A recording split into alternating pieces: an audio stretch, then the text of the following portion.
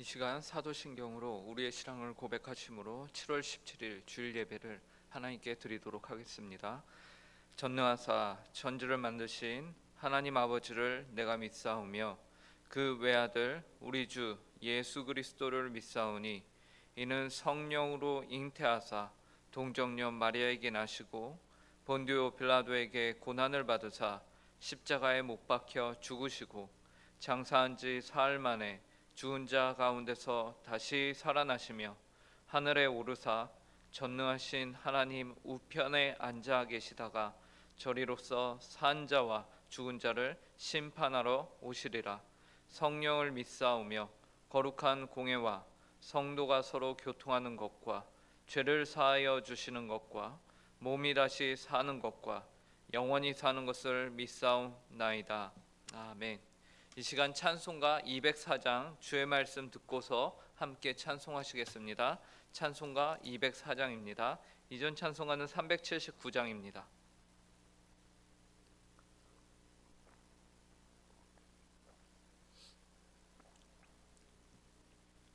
찬송가 204장 함께 찬송하도록 하겠습니다.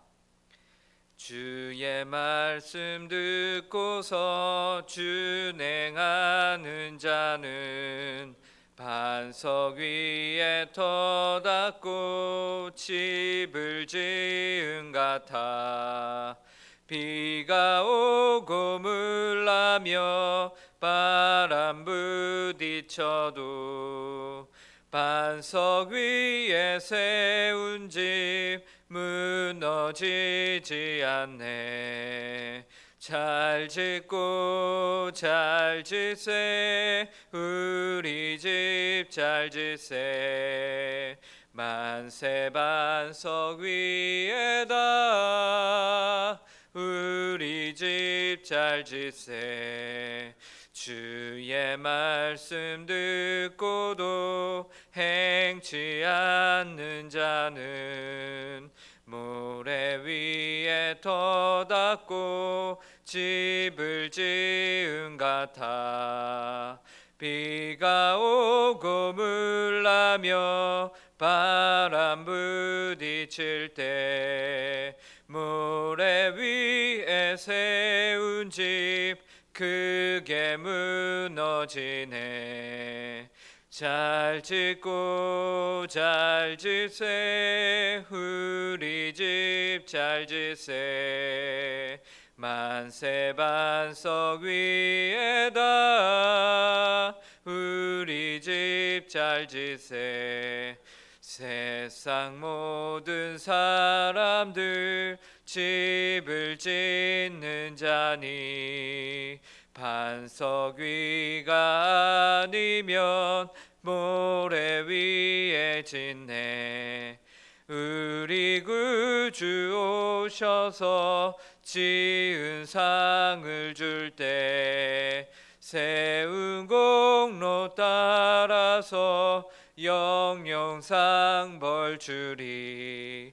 잘 짓고 잘 짓세 우리 집 잘 짓세.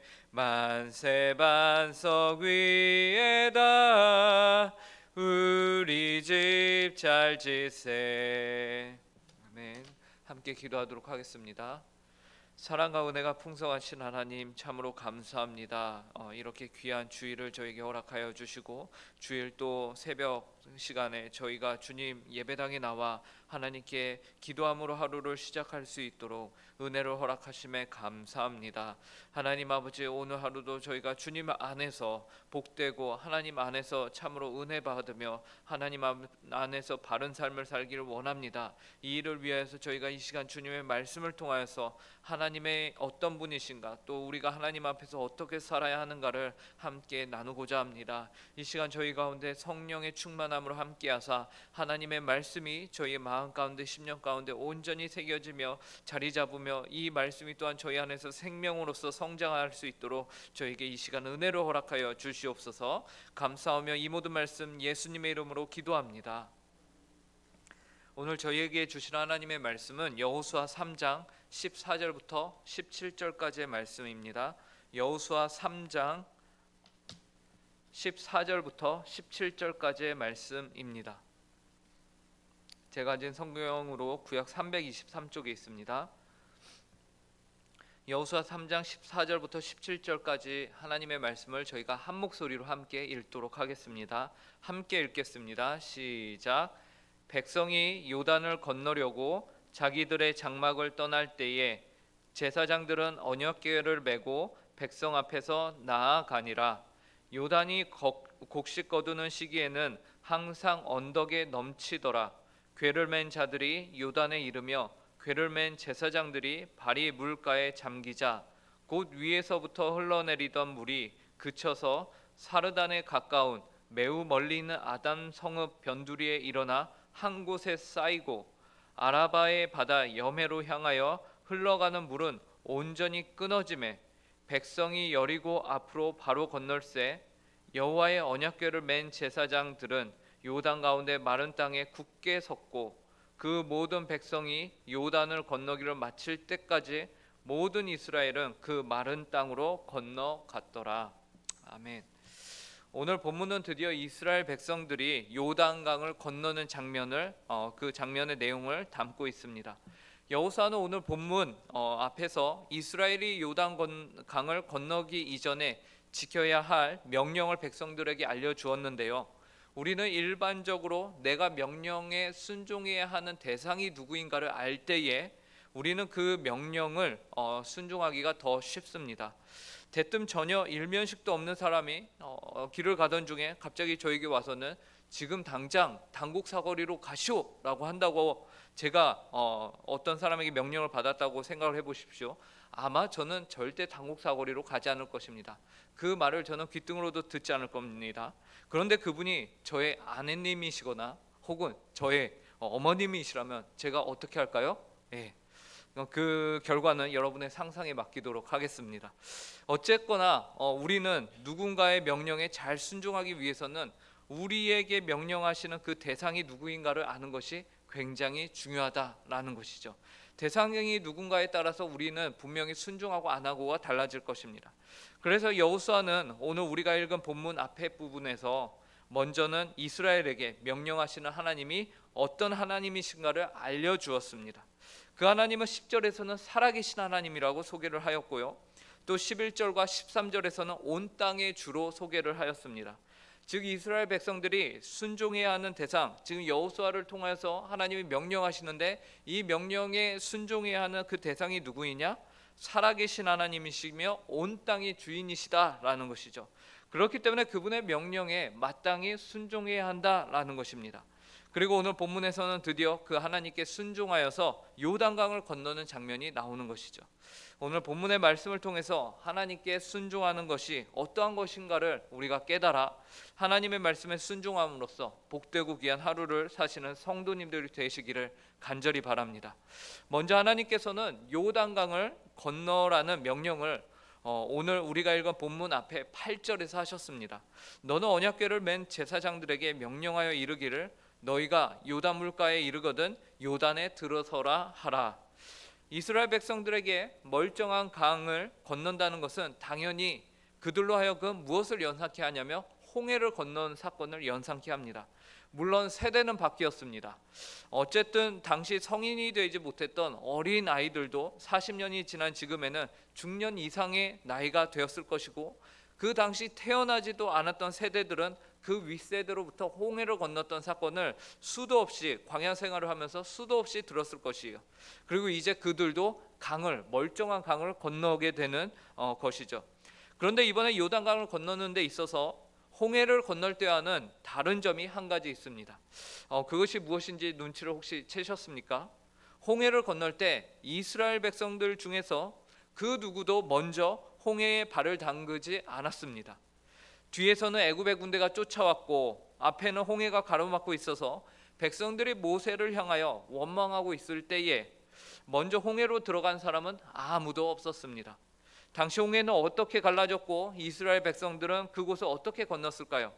출애굽기 14장 21절에서요. 그 당시 상황을 다음과 같이 기록하고 있습니다. 모세가 바다 위로 손을 내밀매 여호와께서 큰 동풍이 밤새도록 바닷물을 물러가게 하시니 물이 갈라져 바다가 마른 땅이 된지라. 여기 보시는 바와 같이 그 누구도 홍해에 나 살겠다고 먼저 발을 담근 사람은 아무도 없었습니다.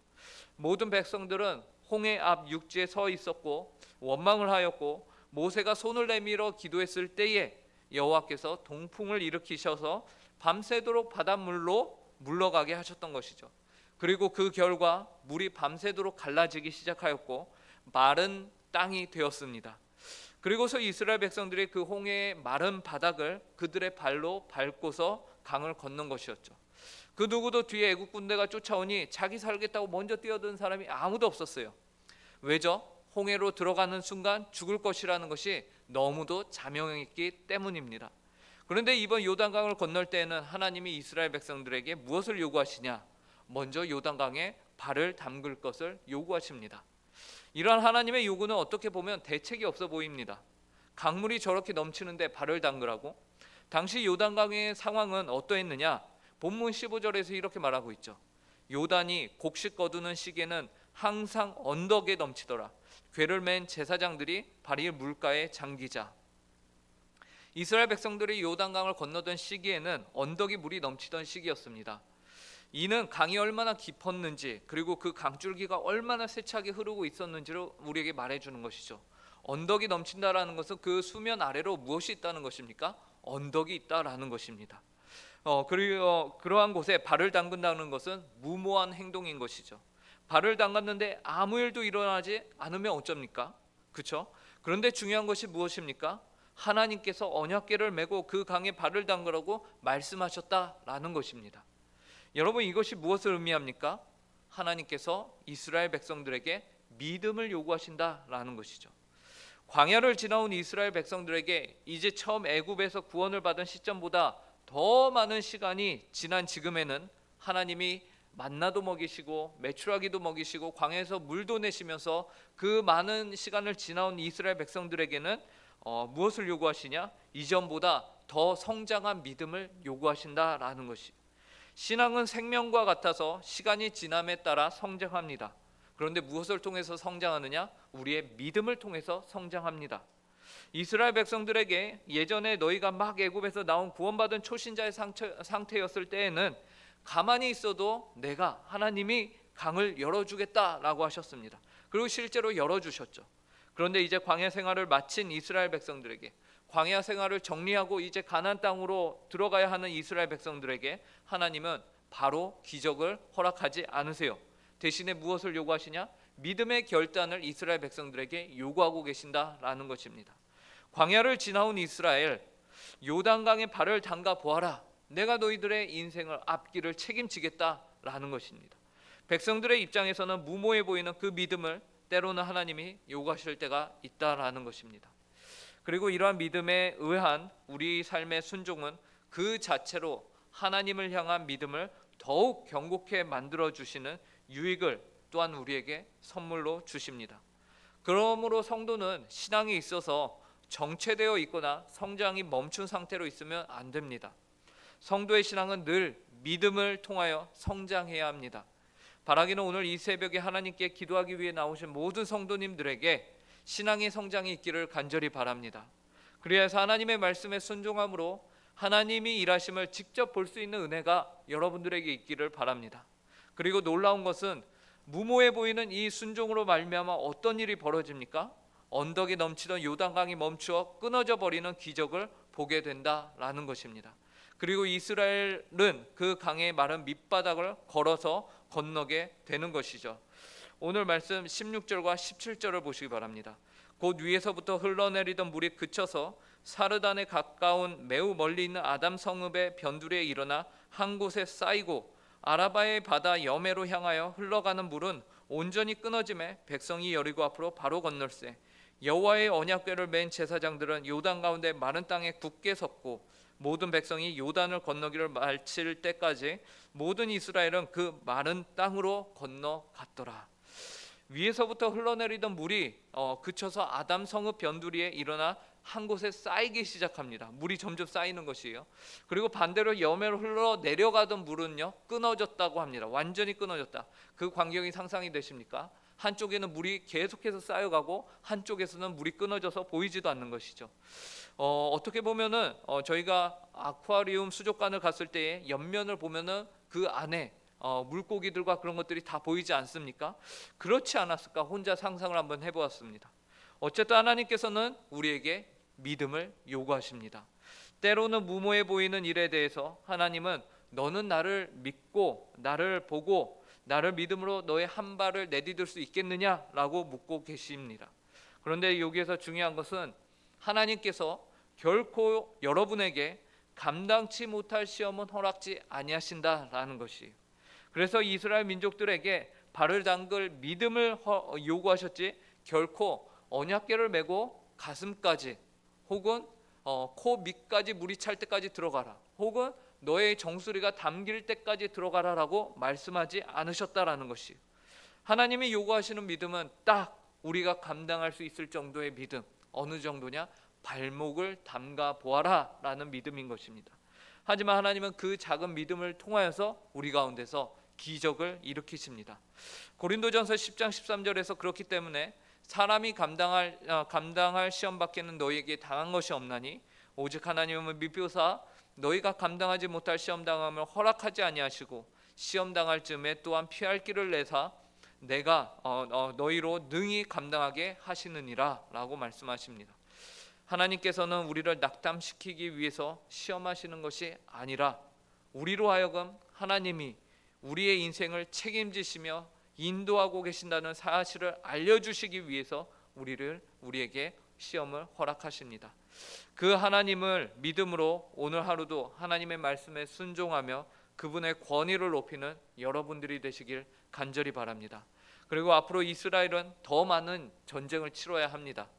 여기서 하나님께서 이스라엘 백성들에게 요단강을 건너게 하시면서 반드시 순종을 요구하신 이유가 여기에 한 가지 더 있는 것이요.